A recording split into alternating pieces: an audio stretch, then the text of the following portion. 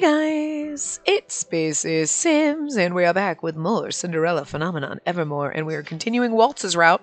I think we just started chapter 2 at the end of the last part, and I still can't do voices because my voice is like broken. I don't know what happened, but anyway, so just bear with me for like all of Waltz's route, who knows, until I get my voice back. So my voices are going to be worse than normal.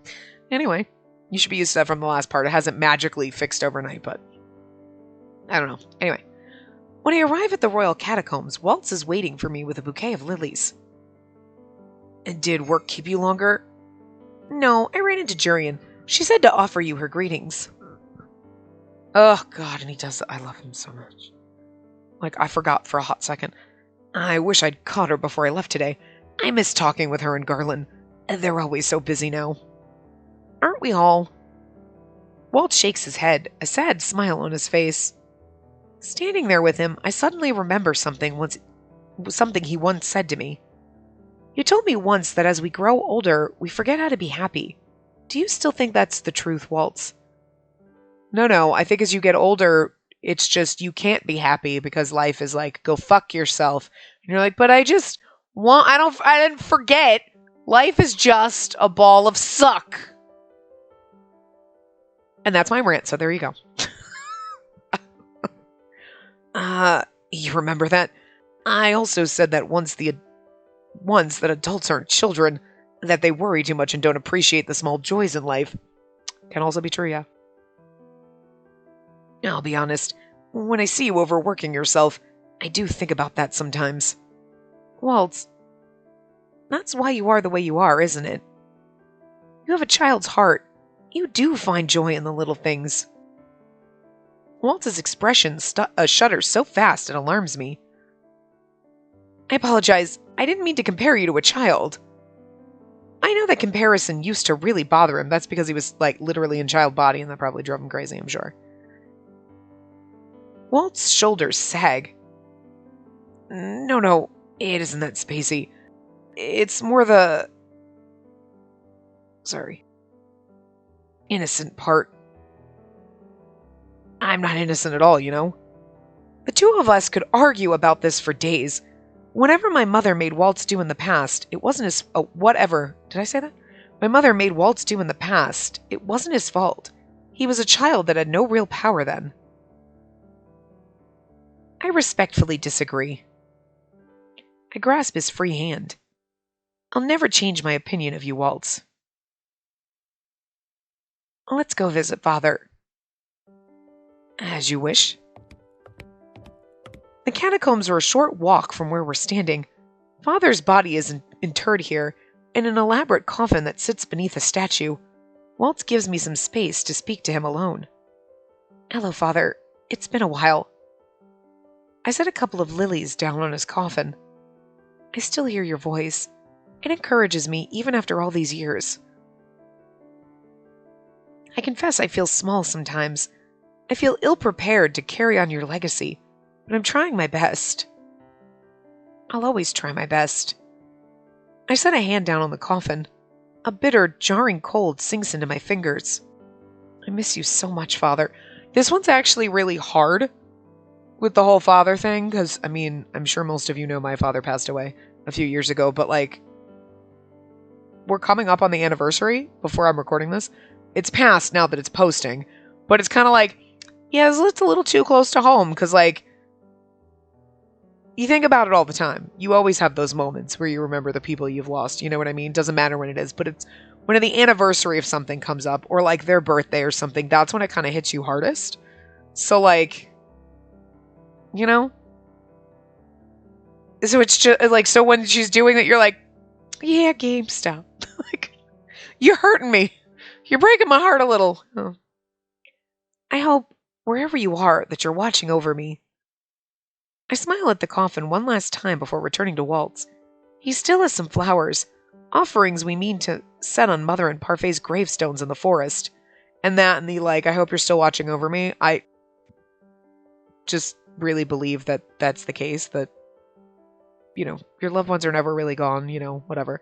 But because a couple of weeks ago. Well, on my way home from my vacation. If you follow me on Twitter, you read this, and I've tried not to say it in every single video I'm recording. But now when I'm reading this, like, Dad, I hope you're watching over me. It's like, I know my dad was, because I almost died on the highway coming home. Like, I was inches from death, and I keep replaying it. It's only been a few days for me.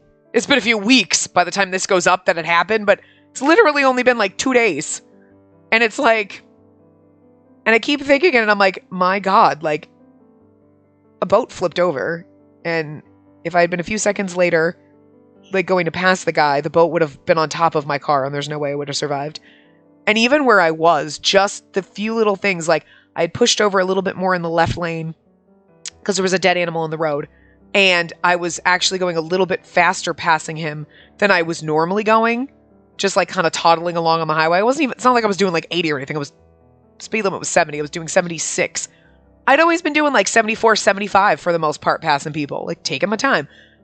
I'm going to pass you. I might as well. For some reason, I just went 76 past him, but just that and the being pushed over a little bit is what seriously saved me from having a boat when it started coming over into the fast lane, smash into me and probably flip my car. Cause I'm imagining it in my head, like the way it would have smacked out my back end would have gone completely to the left into the ditch. Like there's no way, like, I don't know. Like, I just keep thinking these things and I'm like, well, someone was really watching out for me. Like, holy shit. And then it occurred to me that, like, that actually happened a week before my dad passed away. Like, exactly a week before. And I'm like, yeah, maybe my dad was like, you can't die because your mom would be, like, really fucking messed up if you died. And then a week later is the anniversary when I died. Like, shit. Like, I mean, also, thank you, because I just don't want to, like, die by a boat on a highway. You know what I mean? That's not really how I thought I was going to die. But yeah, so I mean, like, all of that, and then, like, the anniversary, all of that's coming up, and then this is, like, it's getting really heavy. Like, my emotions are probably already heavy, because, like, you have that no matter what you try to brush it off, but deep down, you're like, oh my God, no, seriously, I almost died. And it sounds crazy, because, people are like, oh my God, I almost died. Because, like, and then you're like, you did not almost die. I did, like, I am prone to over-exaggeration. Okay? Like, my God, life is so hard. I almost died. It's so stressful. But it was bad. It was like, anyway. So, like, some of the lines in here, you're like, yeah, this is thanks. It's for giving me the feels and, like, making my emotions go crazy, game. Thanks a lot. Anyway. So, here we go.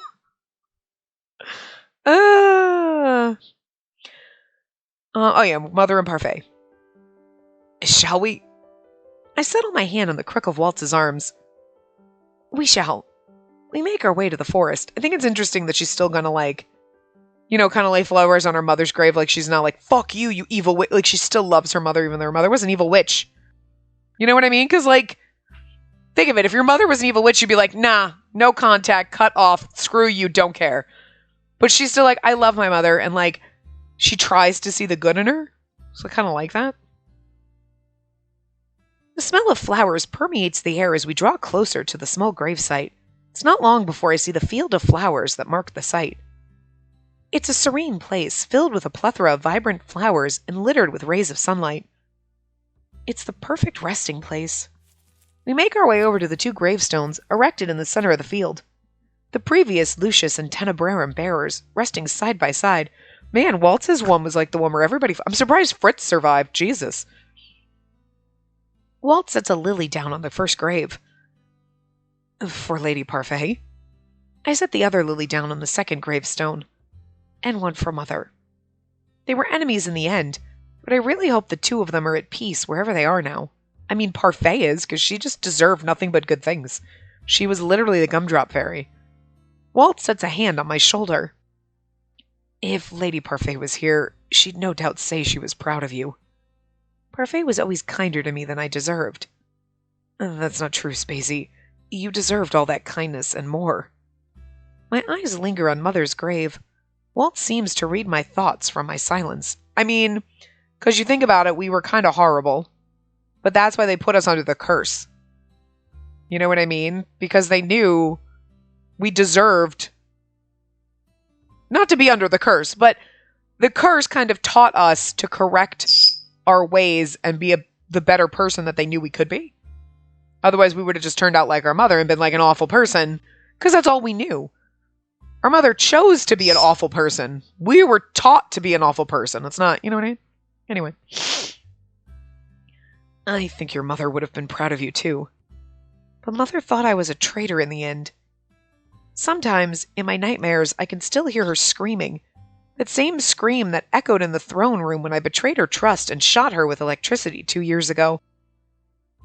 The Hilda you knew was corrupted by the Tenebrarum, but Lady Parfait said she was a kind person before that corruption. I'm sure there was still some of that person left in your mother when she died. And that too. Okay, so our mother didn't choose to be a person. Okay, never mind, I forgot it was the power. But still, you know what I mean? Like, she could have, well, I guess maybe she couldn't have fought against it. But a chasm always opens up inside of me when I realize I never truly knew that version of my mother. The mother I know was cold and manipulative. And see, that's the hard part. Like, you know your mother at one point was better than this, but you just know her as this nasty bitch. But you still love her anyway, and you still try to, like, accept and believe that she was a better person at some point. She erased my memories and used children to do her bidding. My eyes wandered to Waltz. I'm sorry, Waltz. For what? The way my mother must have treated you.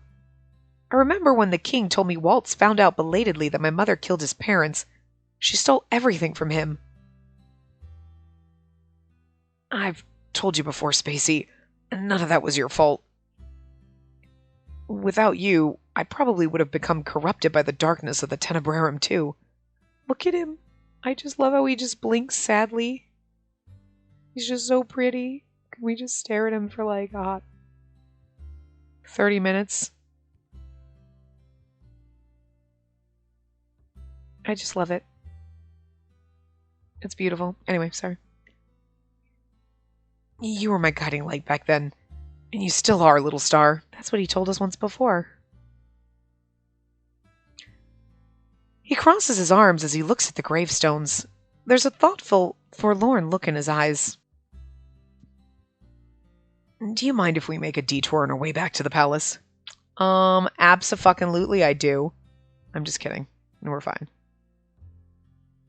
A detour to the Marchen? Aw. Walt shakes his head. No, it's here in the forest. He brushes past me and makes his way over to a rose bush. He plucks 2 of the flowers, then turns to me. It won't take long, I promise. I nod, more curious than anything else. Walt smiles. Thank you, Spacey. He snaps his fingers. A bright light encompasses the area, and moments later, a portal appears before us. Waltz and I walk into it hand in hand. Interesting. We just flipped the forest. My vision briefly goes white. When it clears, I see him in a different part of the forest. This place is quieter, even further away from the hustle and bustle of the town. I don't recognize it at all. This place is still the same. Where is this place? Waltz pulls me forward into a clearing. It's empty save for 2 big rocks lying incongruously on the cleared ground. Incongruously. Good Lord, I couldn't say that. His grip tightens on my hand. He suddenly looks tense. Is it his parents? Waltz? This is where my home used to be. Look at how sad he looks. God, his beautiful face. I glance around the area and notice scorch marks on the trees. Your home? You mean... This is where I used to live with my parents. Waltz's face is filled with melancholy. This is the first time I've come back to this place in years. This area of the forest is unnaturally quiet. It feels as if the trees themselves are mourning. Like grief has drenched this place in a permanent, stifling melancholy. I've asked Waltz many times about his childhood. Always he tells me his memories of his past are hazy. I never pushed him to recall anything on my behalf. I know what it's like to be weighed down by traumatic memories. But seeing the sadness on Waltz's face now, I wonder how much he's been keeping from me, not because he doesn't remember, but because he doesn't want to remember. I'm sorry, Spacey. I'm afraid I haven't been entirely honest with you. I said before I didn't remember a lot of my life before Hilda, but that was a lie. You don't need to apologize to me, Waltz. I know some memories are better left buried. And that's how I felt too. That's still how I feel. His sad face hurts me so much. Because it's so beautiful. The side profile, sad face. Oh my god. It just, I gotta get him. He breathes out softly. I always told myself I'd bring you here after we got married, so that I can introduce you to my parents. He shakes his head. But you let me accompany you when you visit your family, so I want you to meet mine. Waltz walks me over to the rocks. His parents' graves, I now realize.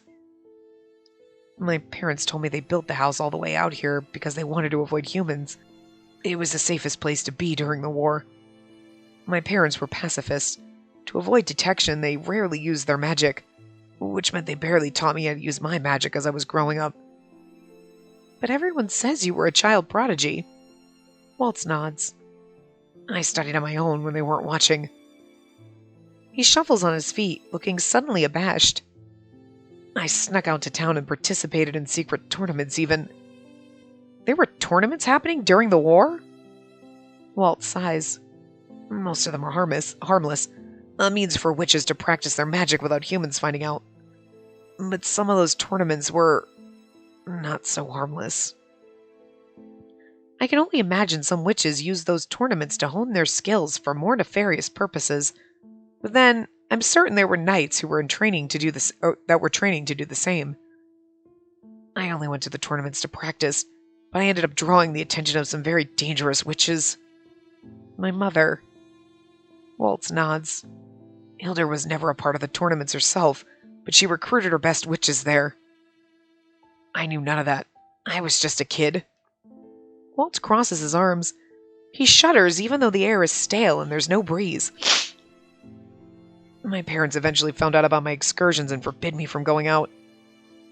I didn't know it at the time, but Hilda had approached them when I wasn't home. She said I had potential, that she wanted me as her apprentice. I look around the quiet clearing, heart sinking. I feel I already know how this story ends, and it makes me feel hollow. I was stubborn, and the day my parents died. Waltz is looking at the gravestone's expression deadpan. I'd snuck out to participate in another tournament when news spread of a house burning in the forest. Walt squeezes his eyes shut. His breathing hitches. He probably would have died too. By the time I got back, everything was already burned down to ashes. Waltz. Hilda approached me that same day. She told me the fire had been started by witch-hating humans. When I had nowhere else to go, she offered me a place to stay. A home. She lied to you. She plotted my strength. She made me feel valued. Walt speaks haltingly, as if it takes a great deal of effort to say the words aloud. It's like he probably feels guilty and awful, like, I believed her, and like, yeah, but like, you were a child, and like, she said the exact thing that you needed to hear. You know what I mean? Like, she manipulated you. I wrap an arm around his shoulders and let him lean into me. I know his pain. When I was a child, I felt the same pain. She introduced me to another one of her prodigies, Myth, and the two of us, we blindly followed her every order, even when... His voice trails, but I don't push. What, you okay? You scared? You're fine. I lean my head against Waltz's shoulder. He sags against me. I didn't know Hilda was the one who killed my parents until after she erased your memories. How did you find out? You were my light, Spacey. When I lost you, I felt like I'd fallen into darkness. I was so desperate I went to the king. I wanted to see if there was anything he could do to help you. Instead, he told me about my parents. The king may not have had any power over his kingdom then, but he still had his spies. And through one of the spies, he overheard that story. And that was when I finally broke, when I tried to make things right. Hilda took everything from me. My parents, you, everything. I kind of feel like we should have done Fritz's route before his, because this feels very like true canon route. I'm pretty sure Walt is supposed to be true canon route boy. I mean, you know, childhood love kind of thing. But so I turned my back on her. I betrayed her. You could also say the same thing for Fritz. Like, he's the bodyguard to protect us, and that's kind of like, you know what I mean? Silence settles over the forest again. I rub soothing circles into Waltz's back, as he often does with me. When he next speaks, his voice is soft, fragile. Hilda may have been the one to burn down the house, but I was the one who led her to them. If I just listened, if I hadn't participated in any of those tournaments, they'd probably still be alive. We comfort him. I wrap my arms around Waltz's waist and rest my head against his chest. Absolutely the right choice, because that's what he needs. He needs just the comfort. Waltz, you were a child. But if I had just listened... You can't think that way. You weren't the only one who set fire... You were not the one who set fire to the house. That was Mother's doing. You always tell me not to apologize for the things my mother did, and now I'm telling you not to blame yourself for her actions. There's no point regretting a past we can't change. All we can do is focus on creating a brighter future. And, Waltz, you've done so much for this kingdom. You always tell me my parents would be proud of me. I'm sure your parents would be proud of you, too. I feel some of the tension seep out of Waltz's body as he returns my embrace. Thank you, Spacey. Magic must never be used to harm others, only to protect them. And that was what my parents used to say. I remembered that when I met you. Remembered? You're right. There's no point in thinking about the past now. You're my life now, Spacey, and I brought you here to see my parents. Thank you for listening to me. I've carried this story with me for many years. It's good to finally be able to share it. Walt steps away and leads me to 2 big rocks. We each place a rose on them. Father, Mother, and this is my fiancée, Queen Spacey Riella Britton of Anjou. She's also the bearer of our Crystallum Tenebrarum. Very soon, when we're both ready, we're going to be married. I smiled down at the gravestones. I don't know what Waltz's parents looked like, or even what they were like in demeanor. But the way Walt speaks of them, it's with regret. He misses them, and I can tell he loved them. I bow my head. It's nice to meet you both. I speak to them as I speak to my own parents. I tell them about how much I love Waltz, and how much he's done for this kingdom. I'm the luckiest woman in the world to have him by my side. Waltz is beaming beside me. Thank you, Spacey. And I'm the luckiest man in the world to be able to stand by your side. He gently squeezes my hand. Oh God, we're just the luckiest people to be able to look at this beautiful fucking sprite with the sad eyes and I can't help it. God, I can't stand it. It's too good. It'll be dark soon. Indeed. Maybe we should head back? Waltz looks thoughtful. Actually, if you don't mind, I have something I want to show you. Something else? Waltz laughs. I know, I'm just dragging you all over the place, but this'll be worth it, I promise. Waltz and I walk through the forest until we reach a hill at the outskirts. Here we have a clear view of the night sky and the scintillating stars strewn across its expanse. Waltz, what are we doing here? Stargazing. When I just blink at him, Waltz laughs and tugs me gently down to the ground. I sit beside him, shivering slightly as a cool breeze rustles my clothing. It's a chilly night, but this breeze is actually refreshing. When was the last time you saw a shooting star? You don't remember? I do. It was a long time ago. Not long after I met you. Oh? I just snuck out of your room and back to mine. Whoa, God, you were sneaking into my room as a child. Naughty. He smiles softly. I had such a fun time. It was so much fun, in fact. And then when I saw a shooting star outside my window, I wished that fun would never end. I wished in that moment, and then I could keep having fun with you forever. Oh, this sad face. Your wish came true, sorta. Took a break in the middle there, but... Waltz laughs. It did. Your happiness was always my primary concern, but it means the world that I could be the one to share that happiness with you. And it does, it kind of makes you feel like, well, now I feel like I really shouldn't ever do Fritz's because it's this is I wish this, and you're and if you, I know he's Cannon Boy, but sometimes you're oh yeah, okay, but whatever. But if this one really gets to you, and you're I just feel like I can't love any of the other characters now. And it's not that I didn't like Waltz, but it's just I kind of forgot about him. You remember Karma just Karma is just so fucking memorable. For me, Karma is just, like, and Rumple. Chevalier, whatever. You know what I mean? Like, they're, like... But it's so funny because, like, Fritz and Waltz were good characters, but I don't remember them. Like, I don't remember any of the routes. But, like, I just remember being like, I love Karma. And I love Rumble, too, because he was like a freaking foot. They're very similar, the two of them, okay? And you remember Rod being like, oh, okay, the bitchy one, right? Grumpy, whatever, I don't like you. Like, you remember that. But, like, Waltz and Fritz, you're like, yeah, they were there.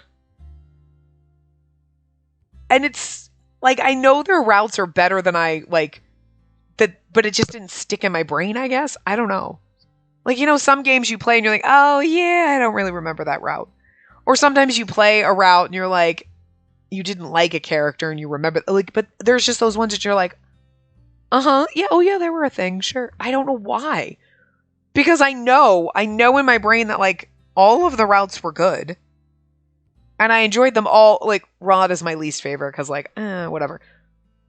But for some reason, I'm just like, they didn't stand out as much as they should. And yet now I'm reading this and I'm like, Walt actually does stand out a lot more in this to me. I don't know. Look, give it like 17 more years for like a third part. And I'm going to be like, what game was this again? Did we play the other two? I'll be too fucking old by then. I know it's only been a few years, but like whatever. From when I played it to now, I don't know when, you know what I mean? But anyway. Okay. There's no one else I'd rather share it with. I gasp when something bright streaks across the sky. One of the shooting stars we just talked about. I don't remember if I've ever seen a shooting star, but I know what comes next. I clasp my hands together, close my eyes, and make a wish. I wish to be the queen my kingdom needs, and to be a bearer worthy of the Tenebrarum. And I wish to make Waltz just as happy as he's made me. You don't get 3 per star, you get 1. You gotta keep, like... Waltz speaks in a whisper. Spacey, open your eyes.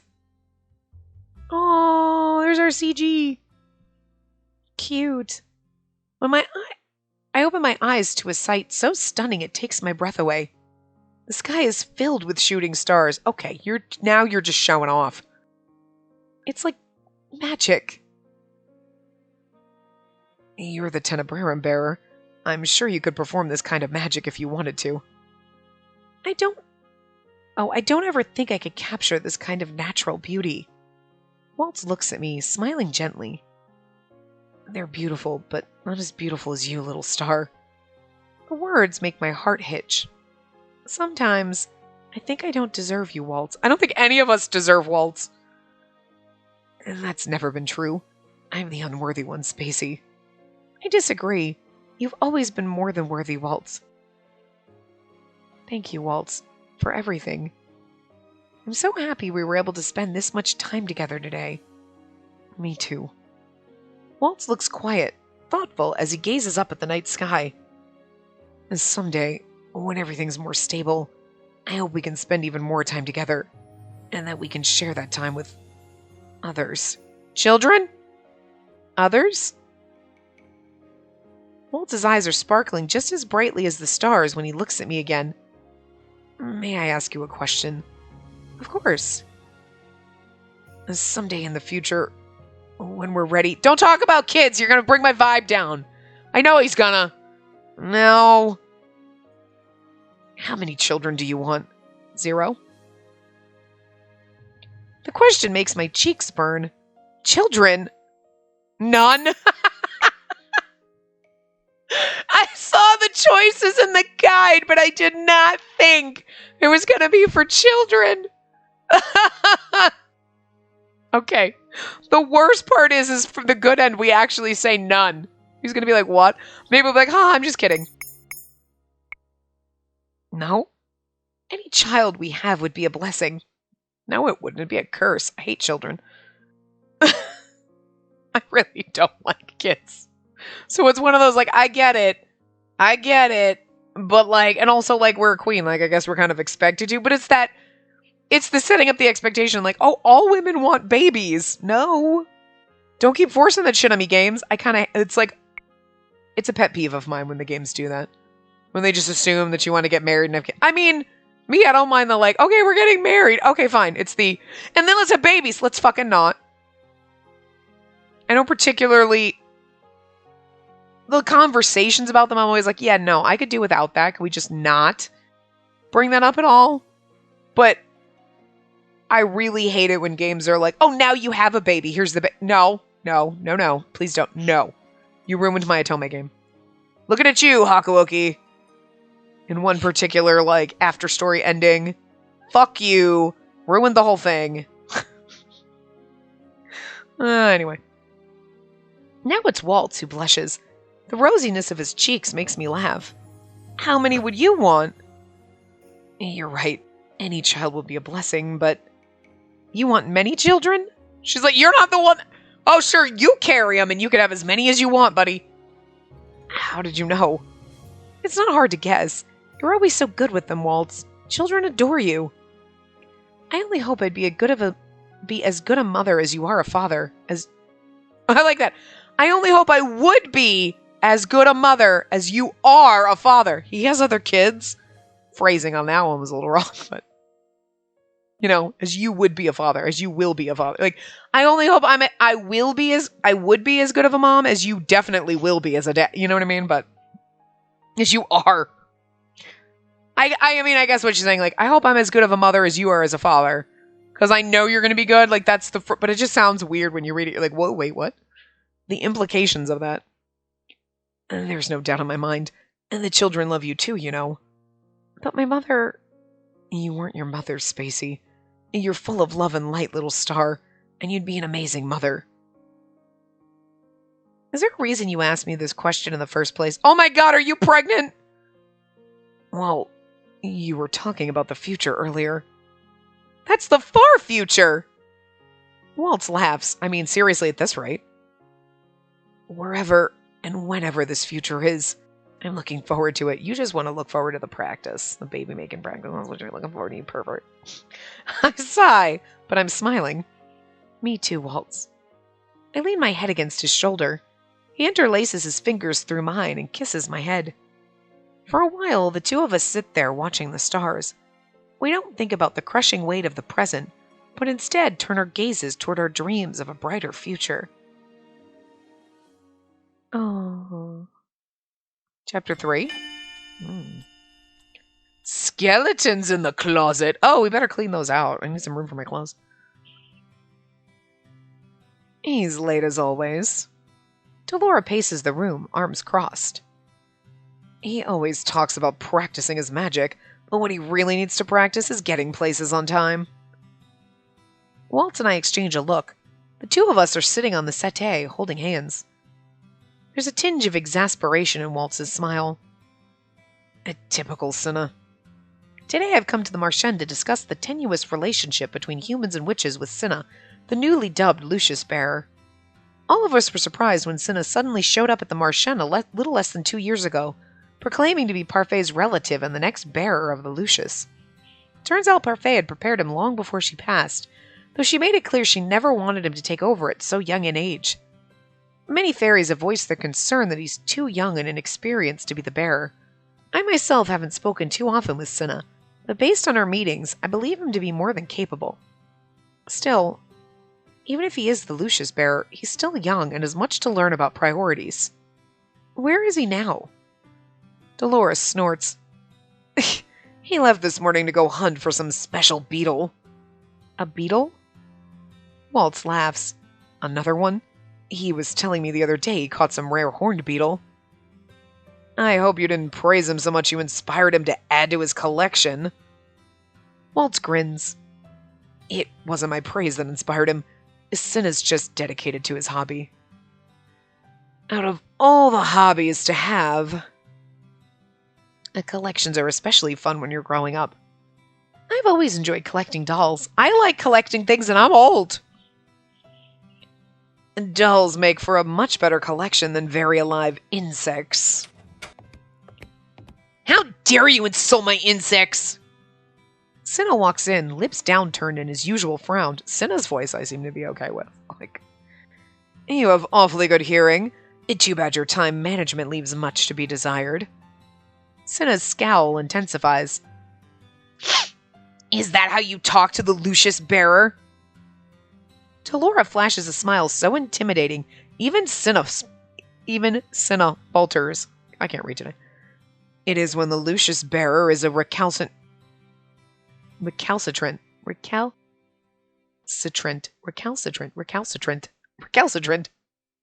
That's a word. Jesus. Why is that so hard? Recalcitrant.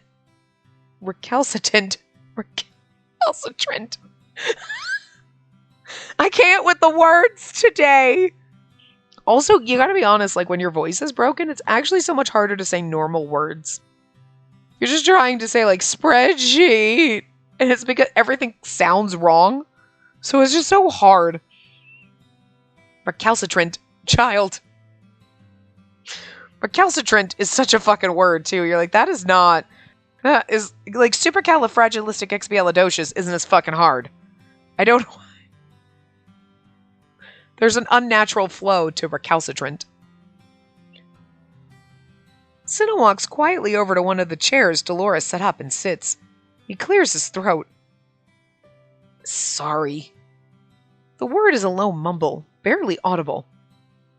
And do not... Oh, try. Whoops, I thought it was do not to keep. I'm like, what? And try not to keep the queen waiting so long next time.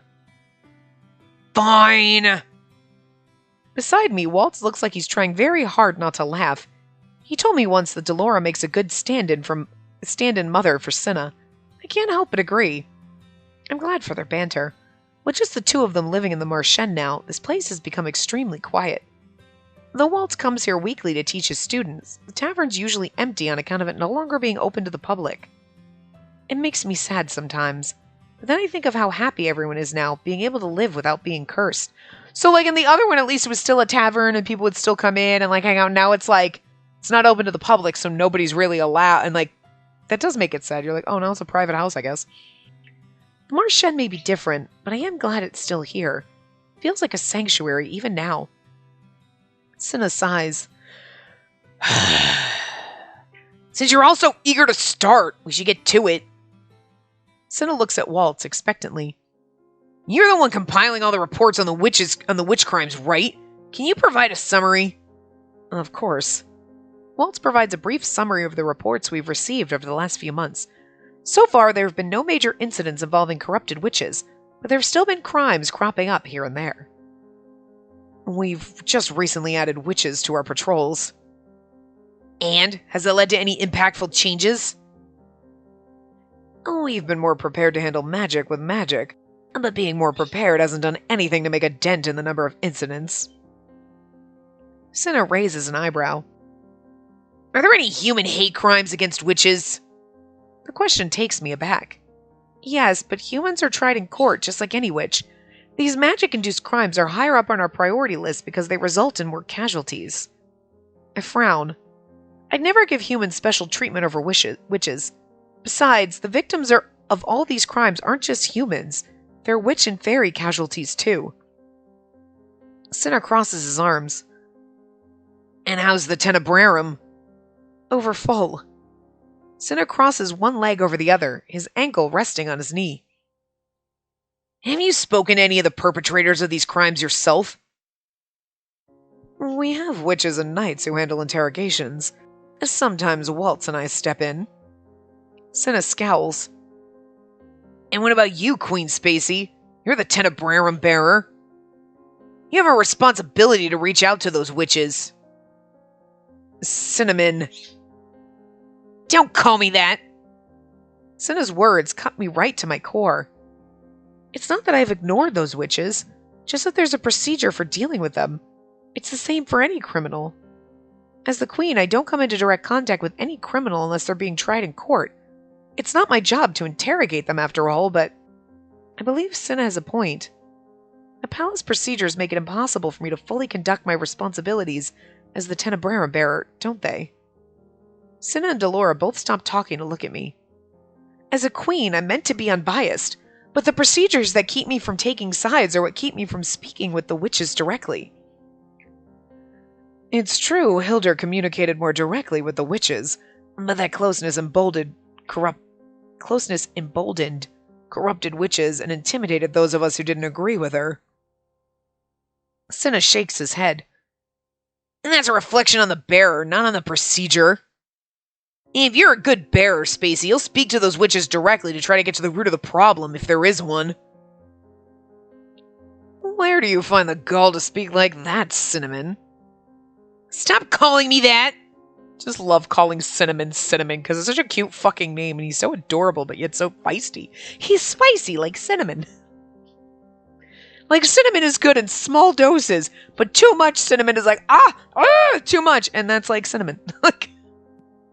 Like, I love his feisty angstiness, but too much of him, and you're like, I'm gonna backhand you. You're so angsty. You're such a bitchy child. I love it. Anyway. Walt speaks up abruptly. Spacey shouldn't have to communicate with him directly. The Order of Caldera exists to deal with those criminals. We are supposed to argue. Okay. I think Cinna has a point.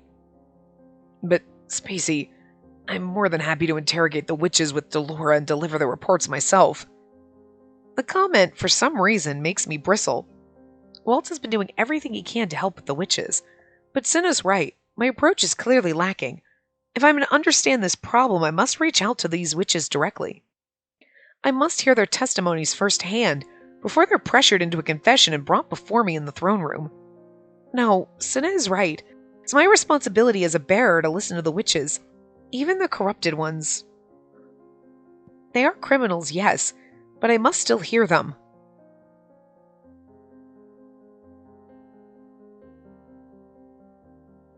Sorry. Spacey. I know you're going to tell me I'm overworking myself, Waltz, but I'm the Tenebrarum bearer. I can't just shirk my responsibilities. I'm baffled by Waltz's distress. Normally he doesn't wear his emotions so openly. Normally he's supportive of my decisions. So why is he so adamant about this? I'm the Tenebrarum bearer, Waltz. I'm in no danger. Besides, I'll have you by my side during the interrogations, yes? Of course. Cinna sighs. Cinna sighs is like literally his tagline. You're welcome. Cinnamon, your manners are truly atrocious. You call me here to have a serious discussion, so I came for a serious discussion. They may have danced around issues, but I won't. No, I suppose you have a very different way of doing things. Delora grumbles beneath her breath. What was that? I said you're still very much a child. Before Cinna can say anything, I interject. A wise child, all the same. Thank you, Cinna. I appreciate your suggestion. It makes sense that Delora and Waltz would try to keep me from overworking myself. They know how much stress I'm under, after all. Cinna has no such reservations.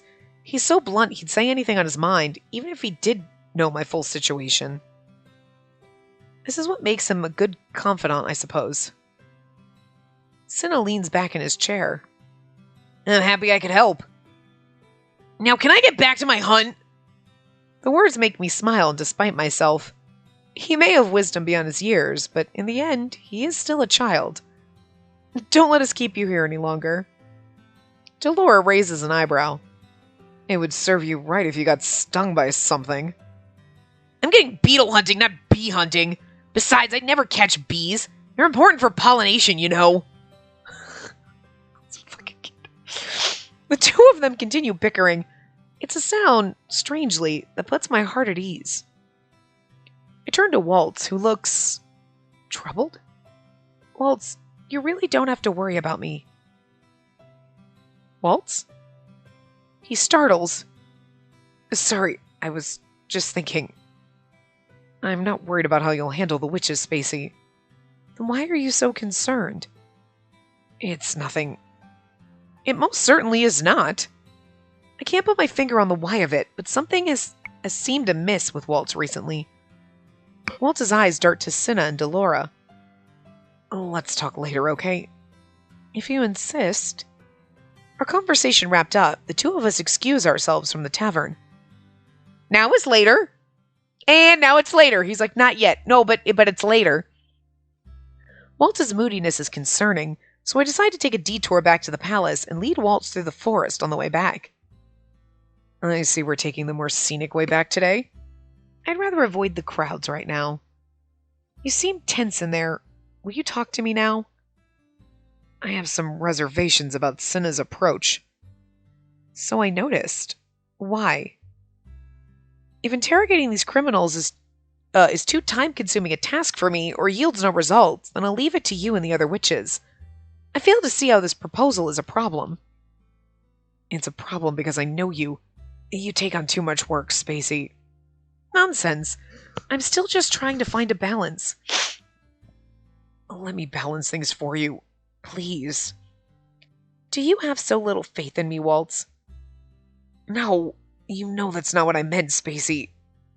I appreciate everything you do for me, truly, but I am the Tenebrarum bearer. It's my responsibility to oversee issues involving the witches. I poke him gently in the shoulder. I'll be relying on your help, though. The motion draws the vaguest of smiles from Waltz. Of course. Oh, I clicked and it didn't go anywhere. He sighs. I'm still not convinced it's the best suggestion, but I'll go along with whatever you think is best. I feel he's overreacting to all of this, but why? We're gonna find out, but, not now, because... we still have 15 minutes to go. I'm not, ending this part, but I'm just saying, we're not gonna find out in Chapter 3, so... I notice something is amiss the moment we step into town. Normally the plaza's filled with chatter and music at this time of day. Now it's eerily quiet. What's happening? I don't like the looks of this. Walt and I venture more cautiously into the square. There are a few people here and there scuttling about, but someone calls my name before I can speak with any of them. Queen Spacey! Okay, it's Fritz. I turn to see Fritz rushing toward us, a woman on his heels. I recognize her as well. She's one of the witches who sends us reports. Fritz, what happened? There's been an incident in the marketplace. Oh no. A witch set fire to more than a dozen stalls. The witch points. I follow her gaze to the smoky tendrils curling through the air a short distance away. The fire's just been put out and the merchants and customers who inhaled dangerous amounts of the smoke have been taken to a clinic. And the witch who started the fires? He's already been taken in by the commander. I must speak with Jurian then. I'm going to do a scope of the area with my men to make sure there are no accomplices. I'll see if I can repair some of the damage done to the stalls. Thank you both for your hard work. My heart is pounding in my chest as I incline my head. We should get back to the palace. Right. A few of the wandering knights around the plaza accompany us back to the palace for extra protection. Jurian and Garland are waiting at the gates when I arrive. Look, it's Garland, finally! Now we see them together. Yay, okay. Your Majesty, there's been an incident. I let Jurian repeat what Fritz said as we walked together through the halls. She tells me the witch we added to the patrol helped the knights capture the arsonist. And where is this arsonist now? In the dungeons. We've tried to interrogate him, but I've had no luck so far. Here it is, an opportunity for me to get to the root of this problem. Lead me to him. I'll go with you. The four of us make our way down to the underground dungeons. We make our way to the designated prison cell. As of yet, there aren't many cells that can hold witches. Walt and Delora personally enchanted some of them to suffocate any form of magic, but we've only been able to charm a few areas. Thankfully, the lack of cells is not a problem. Hopefully it stays that way. Jurian and Garland stop in front of one of the cells. Here we are, Your Majesty. I squint between the wall of bars into the darkness. I see a man huddled in the corner, his back to us. Walt moves to stand in front of me, posture stiff. Spacey, Let me handle this, Waltz. I peer into the bars. Your queen stands before you. Will you not acknowledge me? You're not my queen! The man glances over his shoulder. Oh, wait, shit, yeah, you are. The only queen I acknowledged was Queen Hilda. You're nothing but an usurper. You will show Queen Spacey respect or... It's all right, Jurian. I turn back to the witch. We seem to have his full attention now. Will you tell me why you did what you did? What is it you hope to achieve?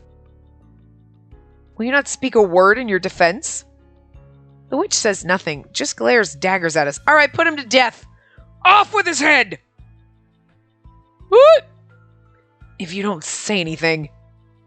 The witch laughs suddenly. A hollow, cold sound.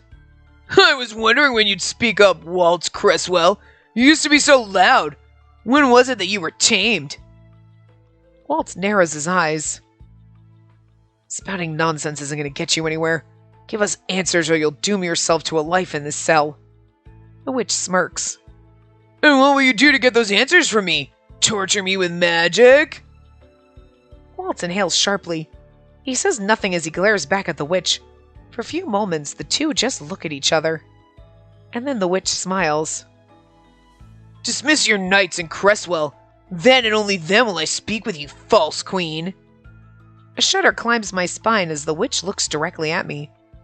He's a criminal, a witch, but I am the Tenebrarum bearer. You're in no position to make such demands. No, it's all right, Jurian. Spacey, I'll be fine. Please wait for me by the entrance. I'm not going to leave you alone in here with a criminal. I'm not asking, Waltz. Like, damn. Are we queening up on him? He looks at me, stunned, but I can't show weakness in front of this criminal. I can't dither. We'll wait for you, Your Majesty.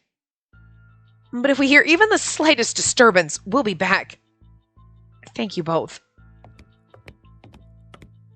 Waltz is the last to leave. He looks at me uncertainly, almost pleadingly. But when I don't budge, he eventually turns on his heel and leaves. The witch turns to me after their footsteps have faded to silence. Well, if Waltz was smart, he'd just kind of walk away and walk around the corner. Slowly, and then be like, did he go? I think so. He can't see out that fucking cell. He's looking out this way. He can't see who's standing over here. Are you sure you want to keep Cresswell around? He betrayed the previous bearer, you know. And all for the sake of a single girl. I am that single girl, you asshole. That single girl was me. The witch laughs. And? That means nothing. Loyalty and love aren't mutually exclusive. Get to the point. You said you'd speak to me. He smiles at me coldly. So I did, but I'd much rather speak to the past than the present. That was not our agreement. The witch speaks as if he hasn't heard me. How much do you know about the man who follows you like a shadow? About Waltz Cresswell? We're not here to speak about Waltz. This is going to get good, though.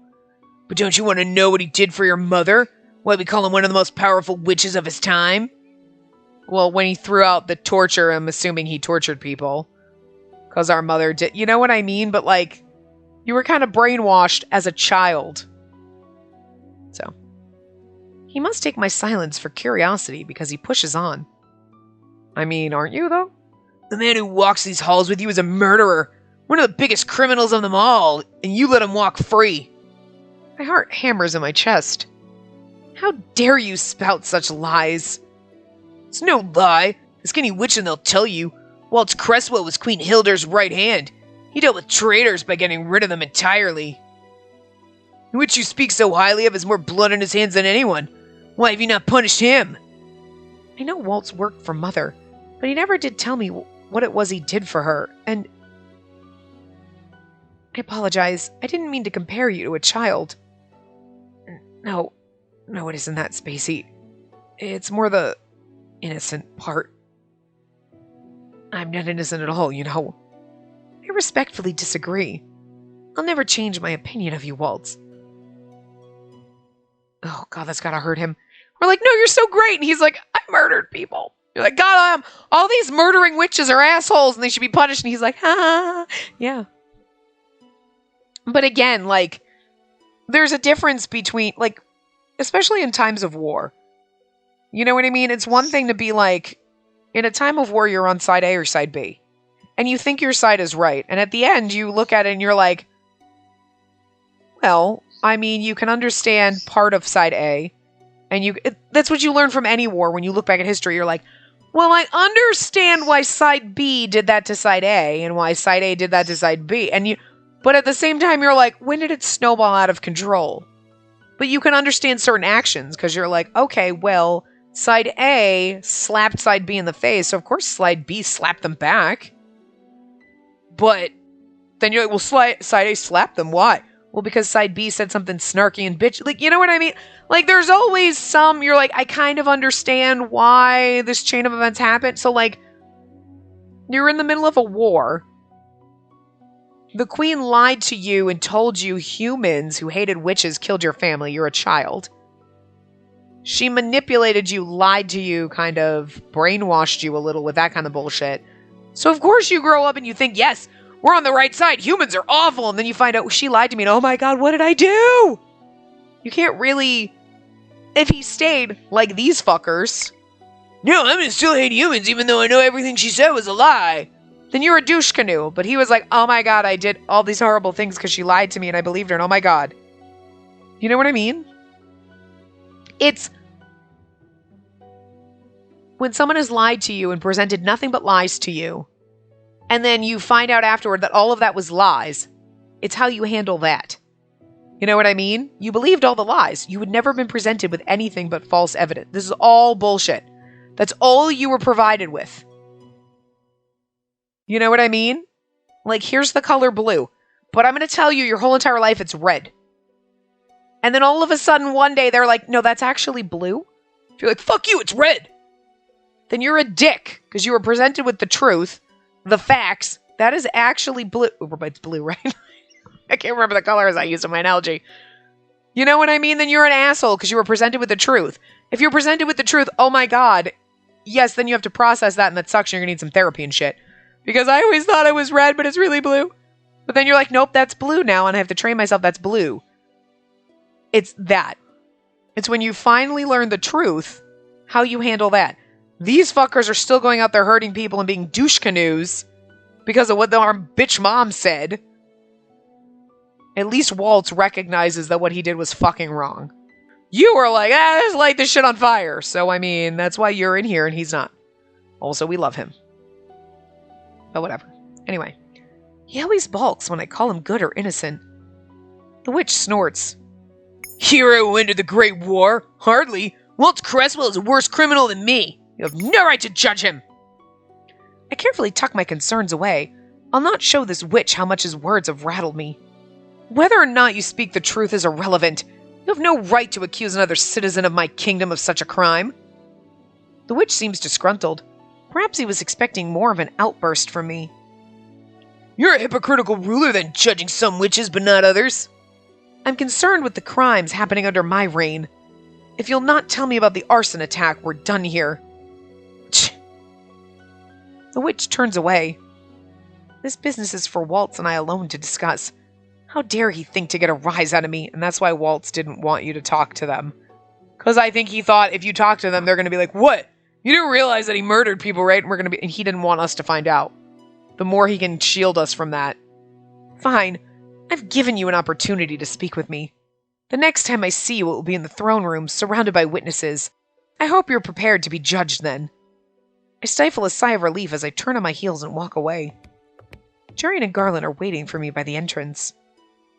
Are you all right, Your Majesty? Garland looks me over. Were you able to get anything out of him? Unfortunately, no. The knights exchange a look. Do you want us to try again before he's brought to confess? I'm doubtful he'll say anything helpful.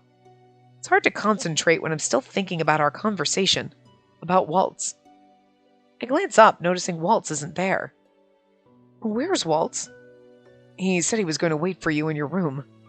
It's unlike Waltz to leave me alone. Would you like us to escort you back, Your Majesty? I shake my head. There's no need.